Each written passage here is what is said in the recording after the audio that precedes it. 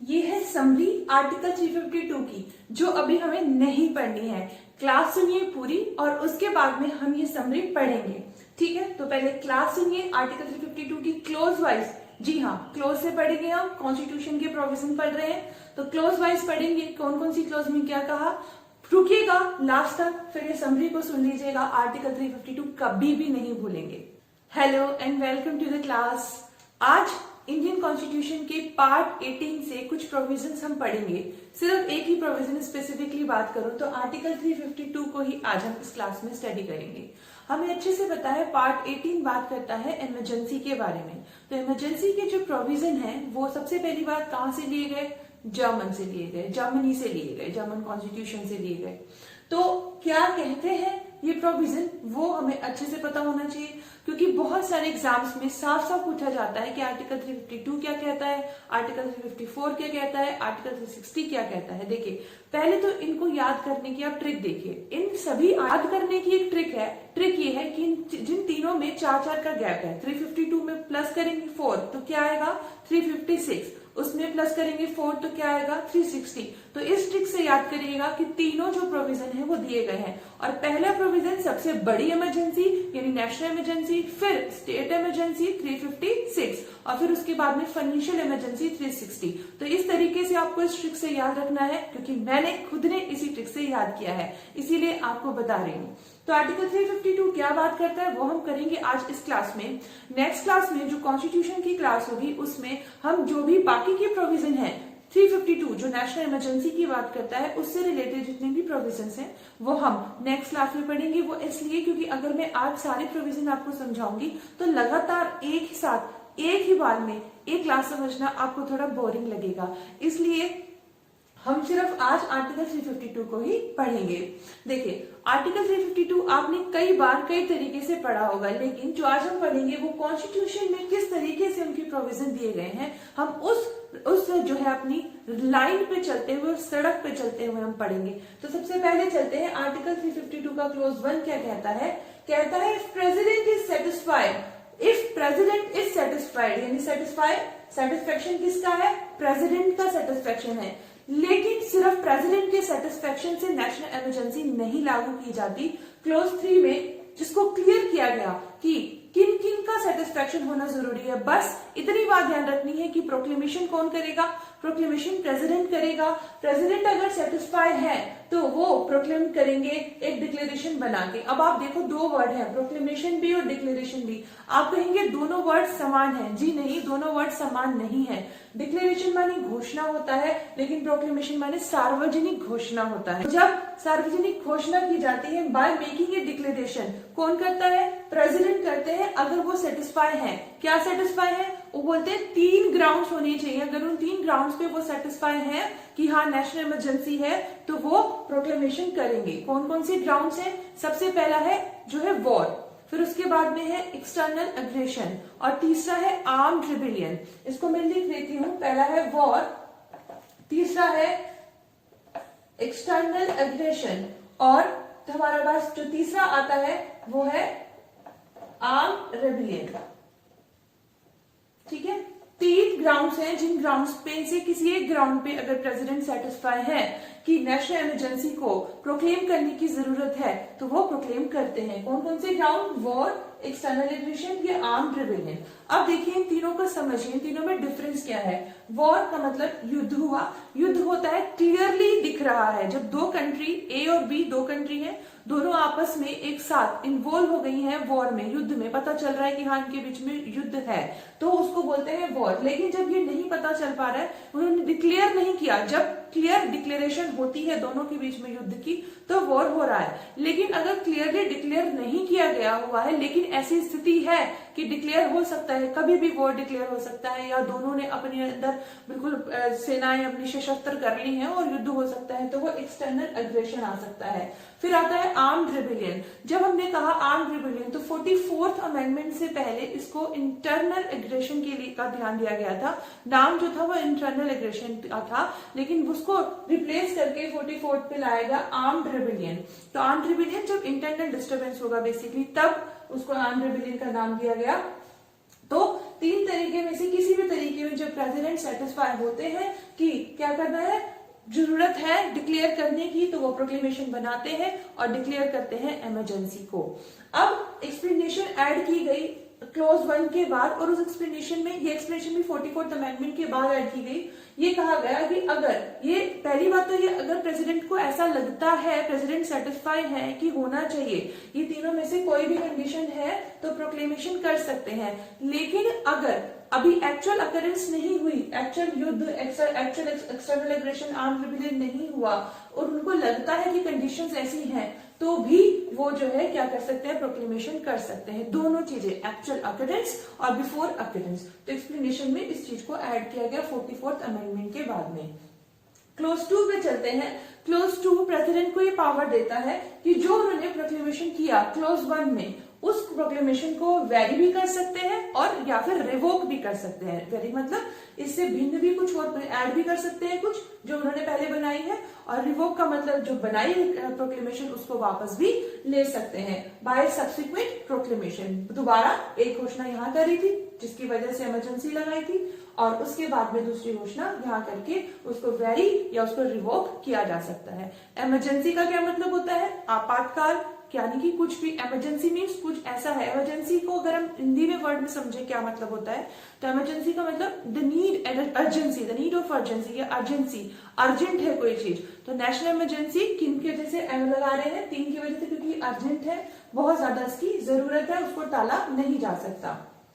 फिर क्लोज 3 पे आइए। अभी हमने कहा था इफ प्रेसिडेंट इज सेटिस्फाइड, तो प्रेसिडेंट का खुद का सेटिस्फेक्शन नहीं है, बल्कि उसके साथ साथ डिसीजन आएगा यूनियन कैबिनेट का। जो आर्टिकल 75 में यूनियन कैबिनेट बनती है, मिनिस्टर्स बनते हैं, काउंसिल ऑफ मिनिस्टर बनते हैं, वो सब क्या करेंगे, कंबाइंडली प्राइम मिनिस्टर के साथ मिलके, ना तो प्राइम मिनिस्टर का खुद से, ना प्रेसिडेंट का खुद से, बल्कि सबका, union cabinet, prime minister, president, इन सब का मिलकर के जो है डिसीजन होगा, तभी जो है नेशनल इमरजेंसी इंपोज की जाती है। तो क्लॉज 3 कहता है कि जब तक यूनियन कैबिनेट रिटन में, रिटन में जो है वो प्रेसिडेंट को ये नहीं भेजते कि इमरजेंसी की जरूरत है, तब तक प्रेसिडेंट जो है इंपोज नहीं कर सकते हैं नेशनल इमरजेंसी। तो क्लोज 3 में ये बात क्लियर हो गई। क्लोज 4 कहता है कि जब भी इस तरह की इमरजेंसी प्रोक्लेम कर दी गई, क्लोज 1 के अंतर्गत जब नेशनल इमरजेंसी प्रोक्लेम कर दी गई, उसके बाद क्लोज 4 कहता है कि वो जो इमरजेंसी का प्रोक्लेमेशन है वो दोनों हाउसेस के सामने जाएगा, काउंसिल ऑफ स्टेट के सामने भी और हाउस ऑफ जो है हमारे हाउस ऑफ पीपल के सामने भी, यानी दोनों के सामने, लोकसभा राज्यसभा दोनों के सामने जाएगा प्रोक्लेमेशन। और फिर उसके बाद में यहाँ पर टाइम पीरियड है 1 महीना। क्या टाइम पीरियड है, ध्यान रखिएगा, क्लोज 4 में टाइम पीरियड दिया गया 1 महीना। 1 महीना मतलब 1 महीने के अंदर अंदर उसको जो है पास होना होगा दोनों हाउसेस से।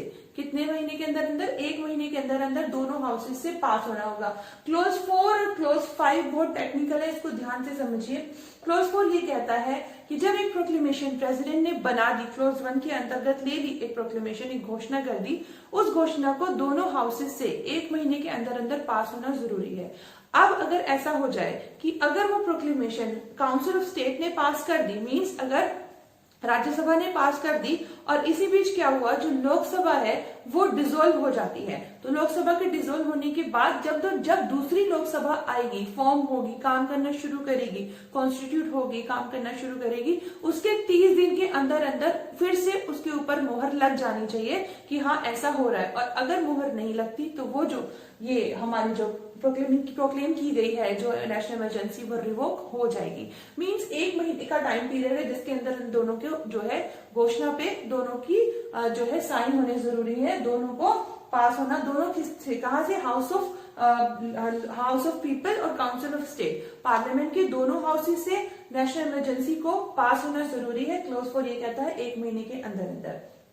क्लोज 5 कहता है कि एक बार घोषणा होने के बाद, यानी 1 महीने के अंदर अंदर घोषणा हो गई, दोनों हाउसेस से पारित हो गया, फिर उसके बाद 6 महीने के अंदर, 6 महीने तक एक घोषणा, एक इमरजेंसी चल सकती है। यानी कि अगर एक बार एक प्रोक्लेमेशन हुआ तो उसका टाइम पीरियड कितना होगा, 6 महीने, और 6 महीने के बाद फिर से उसको हम एक्सटेंड कर सकते हैं। कैसे, फिर से हाउस ऑफ दोनों पार्ट जो हाउसेज होंगे उनको जो है क्या करना होगा, उसको फिर से अप्रूव करना होगा। तो 6 महीने का टाइम पीरियड एक बार घोषणा करने के बाद 6 महीने तक एक्सटेंड किया जा सकता है, और 6 महीने से बढ़ाने के लिए फिर से उसको करना होगा, दोनों हाउसेज से पास कराना होगा। फिर क्लोज 6 से कहता है, जैसे हमने कहा कि दोनों हाउसेज से पास होना जरूरी है, तो क्लोज 6 कहता है स्पेशल मेजोरिटी से पास होगा। कैसे होगा? स्पेशल मेजोरिटी से। कैसे स्पेशल मेजोरिटी का कह रहे हैं कि दोनों हाउसेज की मेजोरिटी कितनी होगी, of not less then 2/3 of member present and voting. तो स्पेशल मेजोरिटी का मतलब हुआ कि 2/3 मेंबर्स होने चाहिए जो प्रेजेंट एंड वोटिंग होंगे, और उनकी मेजोरिटी से ये प्रोक्लेमेशन पास होगा, और फिर उसके बाद 1 महीने के अंदर अंदर पास होना जरूरी है, और एक बार पास होने के बाद 6 महीने तक को एक्सटेंड किया जा सकता है नेशनल इमरजेंसी। अब क्लोज 7, क्लोज 8 और क्लोज 9, 3 क्लोज और है, उनको भी पढ़ते हैं कि क्या कहती हैं। तो क्लोज 7 और क्लोज 8 ये दोनों क्लोजेस बात करती है रेवोकेशन की, यानी कि जो हमने नेशनल इमरजेंसी अभी तक पढ़ी क्लोज 1 से लेकर और क्लोज 6 तक, उसको रिवोक करने की जो बात करी, क्योंकि क्लोज 2 में पढ़ के आए थे कि रिवोक भी कर सकते हैं प्रेसिडेंट। तो क्लोज 7 कहता है कि प्रेसिडेंट उस जो इमरजेंसी को जो डिक्लेयर की गई है आर्टिकल 352 के क्लोज 1 के अंतर्गत, उसको जो है रिवोक कर सकते हैं, या फिर प्रेसिडेंट खुद से कर सकते हैं, या फिर लोकसभा भी उसको जो है कह सकती है, क्या करने के लिए, रिवोक करने के लिए बोल सकती है। ये कह रहा है क्लोज 7, प्रेसिडेंट शैल रिवोक ए प्रोक्लेमेशन अंडर क्लोज 1 और close 2 if house of people passes A resolution. और एक तरफ तो कह रहे हैं कि प्रेसिडेंट उसको रिवोक कर सकते हैं, हमने क्लोज 2 में पढ़ा, और दूसरी तरफ कह रहे हैं कि उसको हाउस ऑफ पीपल या फिर लोकसभा भी जो है रेजोल्यूशन पास करके रिवोक कर सकते हैं। अब जो हमने बात करी कि लोकसभा, हाउस ऑफ पीपल भी एक रेजोल्यूशन पास करके वो रिवोक कर सकते हैं, तो कैसे कर सकते हैं? क्लोज 8 ये बताता है। क्लोज 8 कहता है कि लोकसभा क्या करेगी, नोटिस इन राइटिंग, रिटन में नोटिस जो है देंगे, signed by not less then 1/10 of total number of house of people.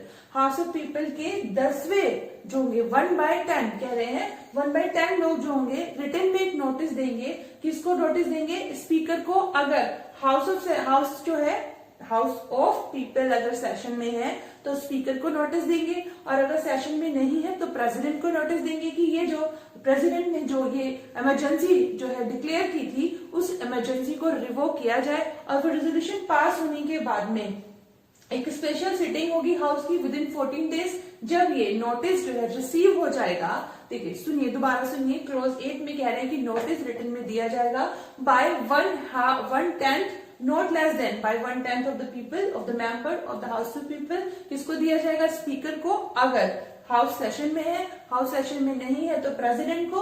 और नोटिस देने के बाद में हाउस का जो है एक सिटिंग होगी विद इन 14 डेज के अंदर अंदर, और फिर उस रेजोल्यूशन को जो है वापस लिया जाएगा, जो प्रोक्लेमेशन किया गया था उसको वापस उसको रिवोक किया जाएगा इस रेजोल्यूशन के थ्रू, जो रेजोल्यूशन लोकसभा ने पास किया। क्लोज 9 इसको भी 44th अमेंडमेंट के बाद में ऐड किया गया था। यहाँ पर जो क्लोज 9 आप देख रहे हैं ना, इसमें बात की गई है कि जो प्रेसिडेंट है वो war, external aggression, armed rebellion के बेस पर, इन तीनों में से किसी भी बेस पर डिक्लेयर कर सकते हैं national emergency.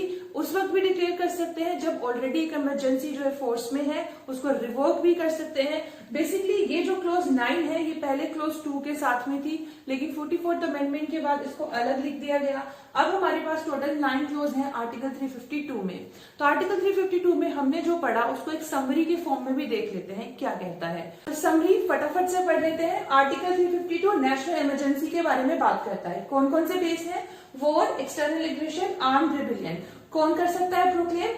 Bye president satisfaction along with prime minister and cabinet, और पास होनी चाहिए within 1 month by both houses by majority of 2/3 present and voting members present and voting, और will continue up to 6 month, और उसके बाद फिर से पारित होनी होगी, तब जाकर इस तरीके से पास होगी, फिर उसको कंटिन्यू किया जाएगा। रिवोक कैसे कर सकते हैं? प्रेसिडेंट रिवोक कर सकते हैं, हाउस ऑफ पीपल भी रिवोक कर सकते हैं। हाउस ऑफ पीपल कैसे रिवोक कर सकते हैं? By passing A resolution. Resolution के लिए नोटिस देंगे रिटन में हाउस को, या जब हम बात करेंगे किसको, हाउस को, जो स्पीकर होंगे उन्हें देंगे नोटिस अगर हाउस सेशन में है और अगर हाउस सेशन में नहीं है तो नोटिस जाएगा प्रेसिडेंट के पास। Within 14 days notice receive करने के बाद एक स्पेशल मीटिंग होगी और फिर रिवोक कर दिया जाएगा इमरजेंसी को। That's all for today's class. Next class में जो कॉन्स्टिट्यूशन की हम पढ़ेंगे, याद रखिएगा उस क्लास में हमें पढ़ने हैं जो कि नेशनल इमरजेंसी से जुड़े हुए बाकी प्रोविजन है उनको। तो बने रहिएगा क्लास में। Thank you so much for listening. Thanks a lot. Keep learning and keep smiling.